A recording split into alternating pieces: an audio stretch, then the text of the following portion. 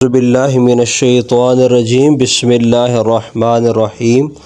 السلام علیکم ورحمۃ اللہ وبرکاتہ۔ تمام دوستوں کو ہماری تفسیر کی کلاس میں خوش آمدید۔ دوستو، آج ہم جس طرح کل روزے کے متعلق پڑھ رہے تھے اور کل آپ سے وعدہ کیا تھا، تو اب اسی روزے کے ٹاپک کو مزید آگے بڑھائیں گے اور آج ہم بتائیں گے کہ کون سے وہ وجوہات ہیں جن کی وجہ سے ہم روزہ جو ہے وہ چھوڑ سکتے ہیں، اور بعض صورتوں میں کفارہ ہوگا یا فدیہ ہوگا، اور بعض صورتوں میں بعد میں بھی آپ جو ہے وہ روزے رکھ سکتے ہیں۔ اس کے متعلق جو ہم پڑھیں گے۔ اللہ تبارک و تعالی جل شانہ نے فرمایا ایام معدودات، گنتی کے دن ہیں۔ فمن کان منکم مریضا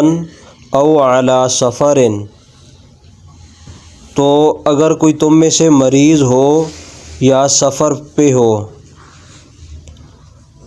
تو فعدۃ من ایام اخر، تو اتنے روزے اور دنوں میں رکھ لے۔ وعلی الذین یطیقونہ فدیۃ طعام مسکین، اور جنہیں اس کی طاقت نہ ہو وہ بدلے میں ایک مسکین کو کھانا کھلائیں۔ فمن تطوع خیرا فہو خیر لہ، اور جو اپنی طرف سے نیکی میں زیادتی کرے، یعنی ایک سے زیادہ مساکین کو کھانا کھلائے، تو فہو خیر لہ، تو وہ آپ کے لیے بہتر ہے۔ وان تصوموا، اور اگر تم روزے رکھو، خیر لکم، تو یہی تمہارے لیے بہتر ہے۔ ان کنتم تعلمون، اگر تم جانتے ہو۔ اب یہ آیت کا جو ہے وہ ترجمہ ہے، اس کے بعد جو ہے آگے ہم اس کی ایک ایک کر کے تفسیر کی جانب جو ہے وہ بڑھتے ہیں۔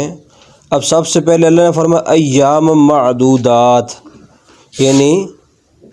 گنتی کے دن۔ اب گنتی سے دنوں سے کیا مراد ہے کہ اللہ فرما رہا ہے کہ اے مسلمانوں، پورے 11 مہینے تم نے جو ہے کھایا پیا۔ اب ایام معدودات، صرف ہم نے تمہارا امتحان لینا ہے، یا تو وہ 29 دن ہوں گے یا 30 دن ہوں گے۔ تو 11 مہینے کھایا پیا، اور اب ایام معدودات، یعنی اللہ فرما رہے صرف گنتی کے دن ہیں 29 یا 30، تو اب ان میں بھی آپ نے صرف دن کو نہیں کھانا، یعنی صبح سحری سے لے کر طلوع آفتاب تک نہیں کھانا، باقی اس کے بعد ساری رات جو ہے کھانے پینے کے لیے ہے، اور باقی جو معاملات روزے میں منع ہے اس کی بھی آپ کو اجازت ہے۔ اب آگے دوسرا حصہ جو ہے فرمایا فمن کان منکم مریضا، اور اگر تم میں سے کوئی بیمار ہو۔ تو اب کچھ صورتیں ایسی ہیں جیسے حیض اور نفاس والی عورت کو تو روزہ رکھنے کی اجازت ہی نہیں، تو وہ بعد میں قضا کرے گی، یعنی ایسی عورتیں ماہواری کی صورت میں یا بچہ پیدا ہونے کے بعد ان پہ جو ہے روزہ نہیں ہے۔ اور اگر حیض کی صورت ہے تو وہ 3 دن سے 10 دن تک، اور اگر نفاس کی صورت ہے تو وہ چند منٹوں سے لے کے 40 دن تک ہے، ٹھیک ہے۔ جس وقت وہ پاک ہو جائیں، نہائیں، غسل کریں، اور پھر وہ روزہ رکھ سکتی ہیں۔ اور جو روزے رمضان کے ان سے رہ گئے، اب ان کو یہ ہے کہ وہ بعد میں قضا کریں، یعنی یہ نہیں کہ وہ ان پر معاف ہو گئے ہیں، بلکہ وہ انہیں رمضان کے بعد عید کے دن چھوڑ کے اس کے بعد جب بھی چاہیں وہ قضا کر لیں۔ اور ہم سے اگر کوئی یہ مسئلہ پوچھتا ہے تو ہم یہ کہتے ہیں کہ اگر عام صورت میں اب روزے نہیں رکھ سکتے، تو جیسے محرم کے روزے آتے ہیں تو نفلی روزوں کے بجائے وہاں پہ جو فرض روزے آپ کے چھوٹے ہوئے ہیں ان کی نیت کر لیں، اور ایک ماحول بنا ہو تو روزے رکھنے کا، آپ روزے بھی رکھ لیں گے اور فرض بھی آپ کا ادا ہو جائے گا۔ ویسے جتنی جلدی رکھے جائیں اتنا زیادہ بہتر ہے۔ اس کے علاوہ بھی چند افراد ہیں جنہیں روزہ چھوڑنے کی اجازت ہے۔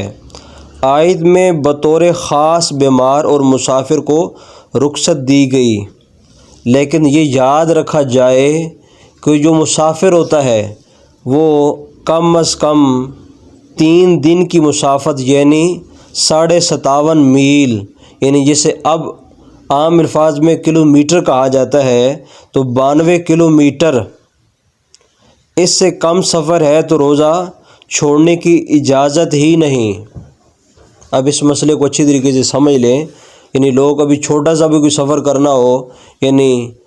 مثال کے طور پہ کسی نے راولپنڈی سے اسلام آباد جانا ہو تو وہ بھی کہتا ہے میں نے آج سفر کرنا ہے اس لیے میں روزہ نہیں رکھ رہا یا نہیں رکھ رہی، یا کسی نے ابھی مری جانا ہے تو وہ بھی اس طرح، یعنی یہ قریب جو شہر ہیں تو اس طرح چھوٹے موٹے سفر کے لیے نہیں، فرمایا کہ کم از کم 92 کلومیٹر یا 57 میل، کیونکہ پہلے میل کا حساب ہوتا تھا، اور پھر جو 3 دن میں کہہ رہا ہوں اس کا مطلب کیا ہے کہ وہ پیدل چلنے کے زمانے میں،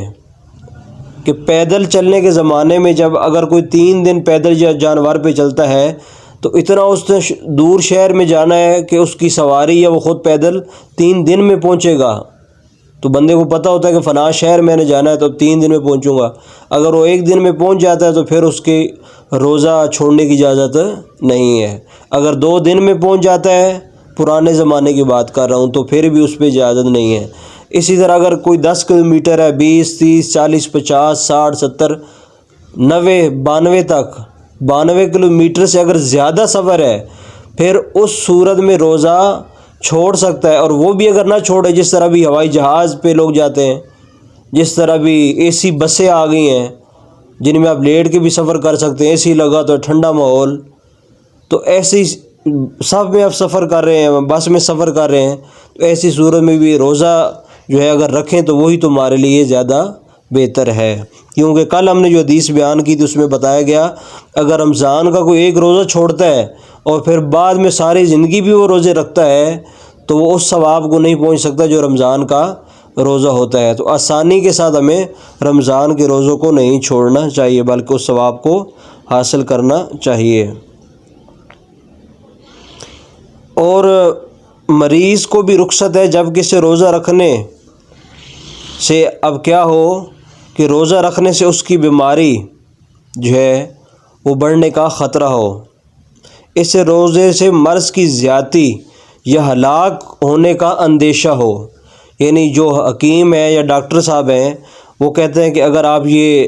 ٹیکہ نہیں لگوائیں گے یا یہ دوائی نہیں لیں گے اتنے گھنٹے بعد، یا اس کو یقین ہے کہ میں مر سکتا ہوں یا میرا مرض جو ہے، تکلیف جو ہے وہ بڑھ سکتی ہے، تو اس صورت میں بھی اسے اجازت ہے۔ لیکن جس طرح اب نزلہ لگ گیا، زکام لگ گیا یا بخار ہے تو ایسی صورت میں پھر جو ہے روزہ چھوڑنے کی اجازت نہیں ہے۔ اور بعد میں ممنوع ایام کے علاوہ اور دنوں میں روزے رکھ لے، یعنی اگر کوئی بیمار ہے یا دوسری حیض و نفاس کی صورت ہے تو پھر وہ بعض جو دوسرے دن ہوتے ہیں، ٹھیک ہے، ایام ممنوعہ یعنی جن دنوں میں روزہ رکھنا جائز نہیں، ان کے علاوہ سال میں کبھی بھی رکھ سکتے ہیں۔ ہاں البتہ یہ یاد رہے کہ مریض کو محض زیادہ بیماری کہ یہ ہلاکت کہ صرف وہم کی بنا پر روزہ چھوڑنا جائز نہیں، یعنی صرف اسے وہم ہو کہ میں روزہ اگر رکھوں گا تو مر جاؤں گا یا ہلاک ہو جاؤں گا، اسی طرح تو وہم کی بنا پر روزہ چھوڑنا جائز نہیں، بلکہ ضروری ہے کہ کسی دلیل یا سابقہ تجربہ یا کسی ایسے طبیب کے کہنے پر غالب گمان حاصل ہو جو طبیب ظاہری طور پر فاسق نہ ہو، یعنی فاسق سے مراد طبیب بھی جو ہے، ڈاکٹر بھی، وہ بھی نیک پرہیزگار ہو اور صحیح بات کرنے والا ہو۔ ایسے جھوٹی موٹی کوئی بنوا کے کیا کہتے ہیں رپورٹ اور روزہ چھوڑنا شروع کر دیں تو یہ بھی بات درست نہیں ہے۔ اب اس کے بعد اگلے حصے میں جو اللہ تبارک و تعالی جل شانہ نے ارشاد فرمایا ہے، اور مزید جو ہے کچھ ہمیں مسلمانوں کو رعایات دی ہیں اس میں ایک یہ ہے کہ جو فی الحال بیمار نہ ہو لیکن مسلمان ماہر طبیب یہ کہے کہ وہ روزے رکھنے سے بیمار ہو جائے گا، وہ بھی روزہ چھوڑ سکتا ہے، ٹھیک ہے۔ یعنی اگر کسی کو بیمار ہونے کا خطرہ ہو، یعنی اتنا کمزور ہے یا کوئی ایسی بیماری ہے کہ اس کی بیماری مزید بڑھ جائے گی، تو اس کو بھی اجازت ہے کہ وہ روزے نہ رکھے اور بعد میں اس روزے رکھ سکتا ہے جب پوری طرح ٹھیک ہو جائے۔ اسی طرح حاملہ یا دودھ پلانے والی عورت اگر روزے رکھنے سے اپنی یا بچی کی جان کا یہ اس کا بیمار ہو جانے کا اندیشہ ہو تو اس کو بھی افطار جائز ہے۔ یعنی دونوں صورتوں میں اگر ماں بچے کو دودھ پلاتی ہے، ٹھیک ہے، اور ماں جو ہے اگر بچے کو دودھ پلاتی ہے اور اس کے بعد وہ روزہ مکمل نہیں کر سکتی تو دودھ پلانے والی ماں کو بھی اجازت ہے کہ وہ جو ہے روزہ چھوڑ سکتی ہے اور بعض میں جو ہے ان کو رکھ سکتی ہے۔ اسی طرح حاملہ عورت کو بھی اجازت ہے کہ وہ جو ہے روزہ چھوڑ سکتی ہے اور بعد میں اس کا کفارہ سوری کہہ رہا ہوں، اس کو بعد میں روزے جو ہے قضا کر سکتی ہے۔ جس مسافر نے طلوع فجر سے قبل سفر شروع کیا اس کو تو روزہ چھوڑنے کی اجازت ہے، لیکن جس نے طلوع فجر کے بعد سفر کیا اس کو اس دن کا روزہ چھوڑنے کی اجازت نہیں ہے۔ اور سب سے آخر پہ جو حدیث جو یہ آیت ہے کہ فدیۃ طعام مسکین، اب فدیہ دینا روزے چھوڑ کر، اب یہ کس کے متعلق ہے؟ تو یہ متعلق ہے شیخ فانی، یعنی وہ بوڑھا جس کو یہ یقین ہی نہ ہو کہ وہ دوبارہ زندگی میں کبھی ٹھیک ہوگا یا ٹھیک ہوگی، بوڑھی اماں، اس کو اب یقین ہی نہیں رہا کہ وہ دوبارہ جو ہے تندرست ہوگی اور وہ روزے رکھ پائے گی، تو یہ اس کے لیے ہے کہ وہ مساکین کو، غرباء کو جو ہے فدیہ دے۔ اب فدیہ کیا ہے؟ یعنی وہ بوڑھا جس کی عمر ایسی ہوگی کہ وہ روز بروز کمزور ہی ہوتا جا رہا ہے، جب وہ روزہ رکھنے سے عاجز ہو، یعنی اب وہ نہ رکھ سکتا ہے اور نہ آئندہ اسے اتنی طاقت آنے کی امید ہے کہ وہ روزہ رکھ سکے گا، اس کے لیے جائز ہے کہ روزہ نہ رکھنے کہ ہر روزے کے بدلے فدیہ کے طور پر نصف سا یعنی 80 گرام کم 2 کلو گندم جو ہے یا اس کا آٹا دے یا اس کی قیمت دے، اور اگر فدیہ جو سے دینا ہو تو گندم سے دگنا ہوگا، ٹھیک ہے، یا تو گندم دے 2.5 سیر، یا پھر جو ہے اگر جو دینے ہیں، جو عام لوگوں کو پتہ ہی نہیں کہ جو ہوتے کیا ہیں، وہ گاؤں کے جو لوگ ہیں ان کو ہی پتہ ہوگا، تو وہ گندم سے پھر جو ہے نا ڈبل دے۔ تو یہ ہے کہ ایک روزے کا 2.25 سیر جو ہے وہ گندم جو ہے وہ اس کا آٹا، اس کے برابر جو پیسے ہیں وہ جو ایسا بوڑھا مرد یا بوڑھی عورت ہے جن کو یہ یقین ہے کہ ہم اب کبھی ٹھیک نہیں ہوں گے، یعنی اس سے آگے ہم نے اور بوڑھا ہونا ہے اور کمزور ہونا ہے، تو یہ صورت صرف ان لوگوں کے لیے ہے۔ یہ جن کو بعد میں ٹھیک ہونے کا اعتبار ہے، جیسے کوئی ماں دودھ پلا رہی ہے، اب جب اس کا بچہ جو ہے کھانے پینے لگ جائے گا تو پھر وہ صورت میں بعد میں بھی روزے رکھ سکتی ہے۔ اور باقی جتنے بیمار وغیرہ ہے، جس طرح مسافر ہیں، ان سب کو چاہیے کہ یہ بعد میں روزے رکھیں۔ تو اللہ تعالیٰ نے اسی آیت میں آخر میں یہی فرمایا ہے وَأَن تَصُومُوا خَيْرٌ لَكُمْ، ہم نے یہ تمہیں چھوٹے تو دیے ہیں لیکن تمہارے لیے بہتر یہ ہے کہ تم روزہ رکھو۔ وَأَن تَصُومُوا خَيْرٌ لَكُمْ إِن كُنتُمْ تَعْلَمُونَ، اگر تم جانتے ہو، یعنی اگر تمہیں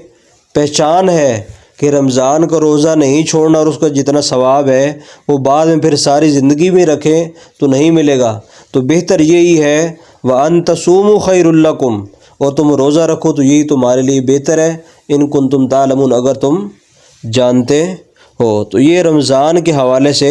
کچھ جو ہے مسائل ہم نے بیان کیے۔ پہلے کل ہم نے آپ کو بتایا کہ روزہ فرض ہم پہ کب ہوا اور بچوں پر کب روزہ فرض ہوتا ہے، اور آج ہم نے آپ کو یہ سکھانے کی کوشش کی کہ کس صورت میں آپ روزہ چھوڑ سکتے ہیں، اور چھوڑ سکتے ہیں تو پھر اس کو بعد میں رکھنا بھی ہے یا نہیں رکھنا، تو پھر اس صورت میں فدیہ کیا بنتا ہے۔ تو اللہ کی بارگاہ میں دعا ہے کہ یہ جو ہم کوشش کر رہے ہیں اللہ اس کو اپنی بارگاہ میں قبول فرمائے